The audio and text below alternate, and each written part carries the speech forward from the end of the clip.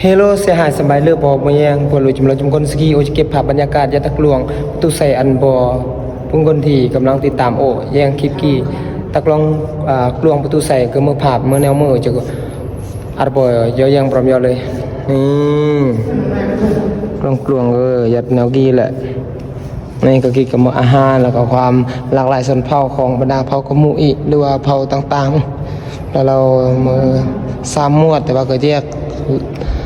แต่ละชนเผ่าเนาะจะเขียนติดตะกี้โลดก็ได้กับจะมือส่วนวัฒนธรรมการท่องเที่ยวหรือว่าเมืองมรดกโลกต่างๆของชนเผ่าเยดดาลาวนี่ที่ยอกับไตเฮียง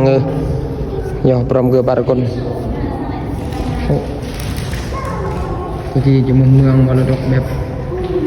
สถานที่ท่องเที่ยวภายในประเทศลาวแล้วก็กี่มือขีประตูไซจำปาสักบัดผู้จำปาเกตาเขาอย่างกี่โมเวียงกี่ละฝากไปเยอะบอกไปยังไปโดยจำลองจำคนที่ติดตามโอ้